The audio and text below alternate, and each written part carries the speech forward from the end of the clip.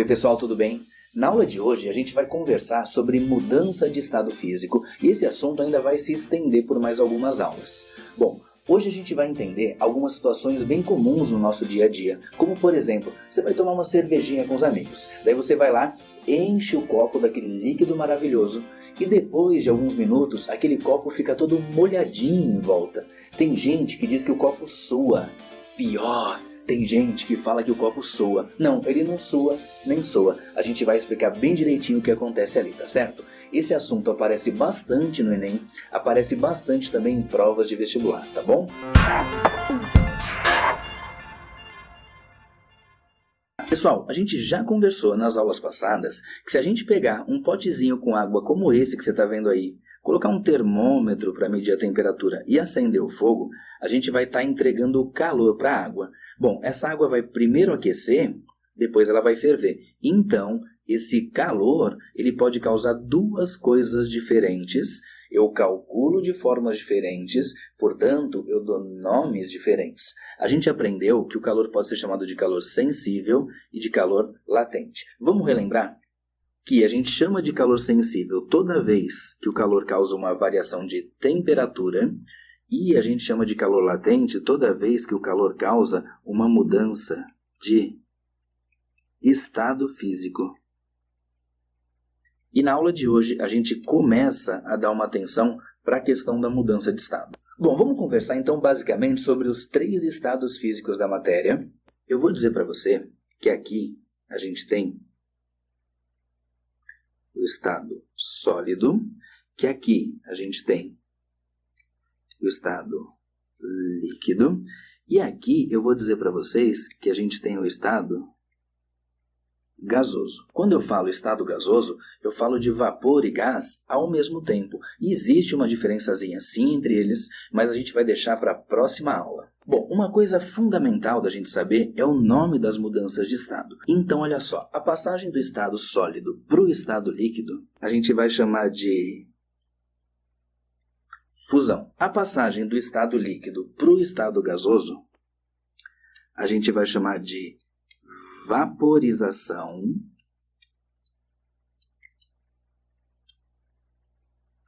E a gente vai estudar daqui a pouquinho que a vaporização pode se dividir em 3 tipos. Ela pode ser chamada de evaporação, de ebulição ou de calefação. Mas daqui a pouquinho a gente bate um papo sobre isso. Bom, a passagem do estado gasoso para o estado líquido, a gente vai chamar de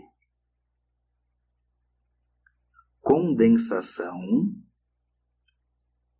E a passagem do estado líquido para o estado sólido, a gente vai chamar de solidificação. Existe também uma mudança de estado que ocorre direto do estado sólido para o estado gasoso, mas a gente vai deixar para conversar sobre isso daqui a pouquinho. O importante por enquanto, então, é que você tenha bem claro o nome dessas mudanças de estado. Vamos só relembrar, então. A passagem de sólido para líquido a gente chama de fusão. De líquido para gasoso a gente chama de vaporização. De gasoso para líquido a gente chama de condensação. E de líquido para sólido a gente chama de solidificação. Agora, uma coisa fundamental é a gente saber em cada uma das transformações se a substância está absorvendo o calor para que a transformação ocorra ou se ela está liberando o calor. Para a gente entender isso, eu vou representar essa figura um pouquinho menor para você e eu queria começar conversando com você sobre o que acontece na fusão. Por exemplo, para o gelo derreter, para o gelo virar água. Se eu tirar uma pedrinha de gelo do freezer e colocar em cima da pia, ela vai derreter.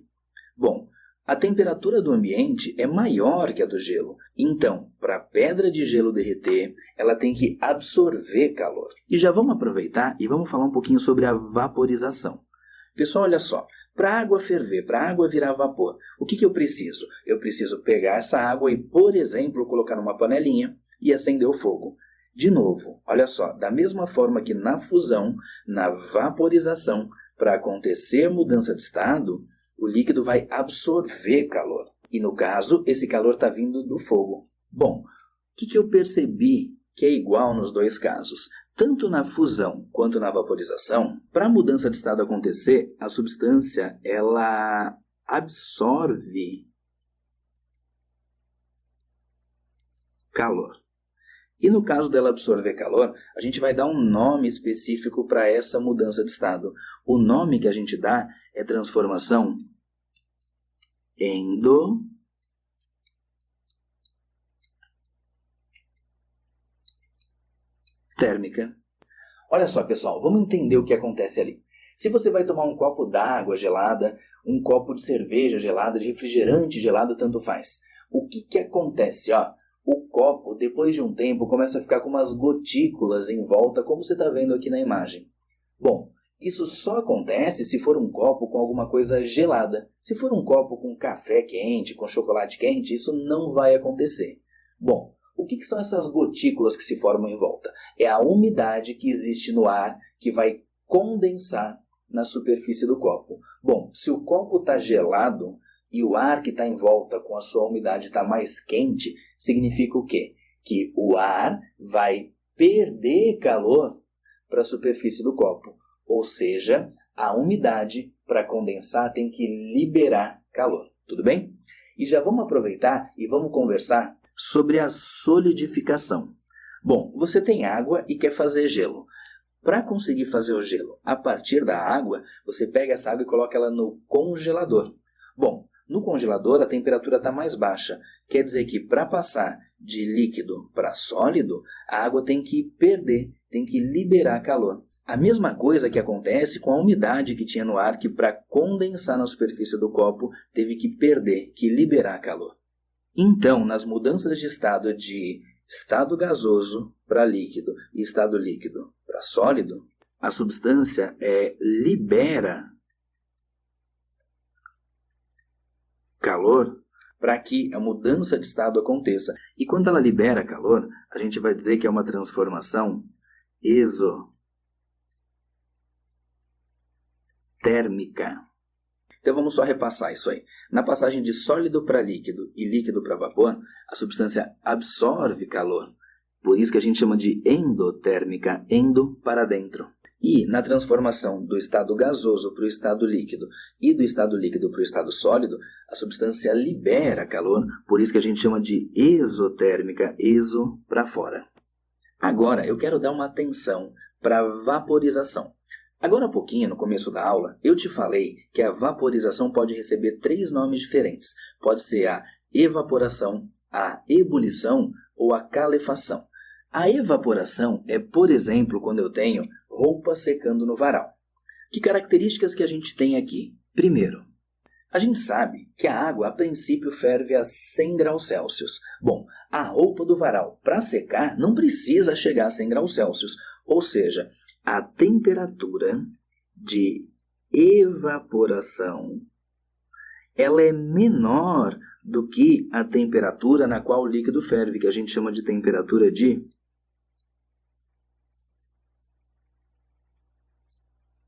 ebulição. A evaporação é um processo bem lento, a roupa demora para secar no varal e tem alguns fatores que influenciam na velocidade de evaporação. Pessoal, olha só, para a gente entender bem fácil o que influencia ou não na velocidade de evaporação, é só a gente usar esse exemplo da roupa secando no varal que a gente está vendo aqui na tela. Bom, olha só, quando eu vou falar de roupa secando no varal, o que a gente sabe? A roupa vai secar antes, se ela estiver esticada ou amarrotada.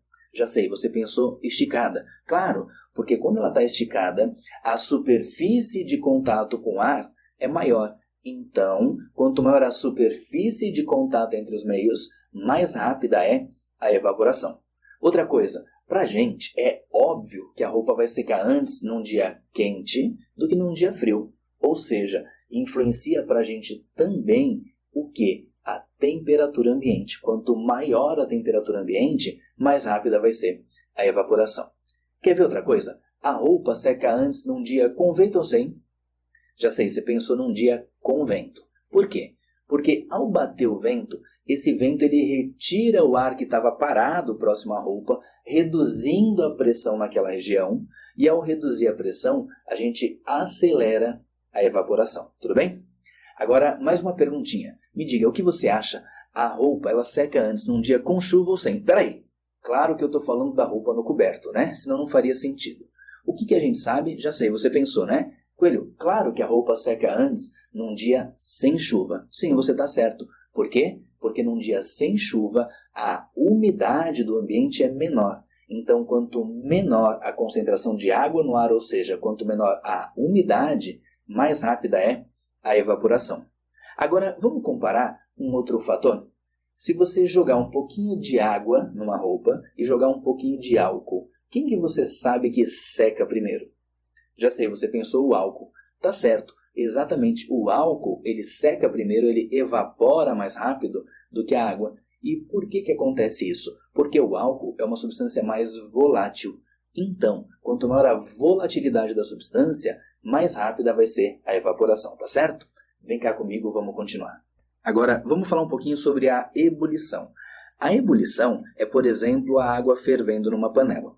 O que acontece?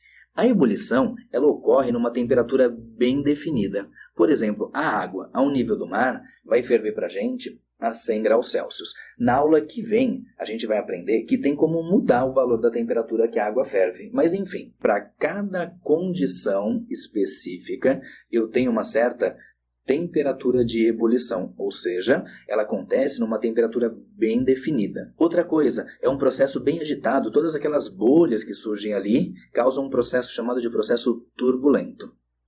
É bem mais rápido do que a evaporação. Se você colocar 1 litro d'água e esperar evaporar, vai demorar um tempão.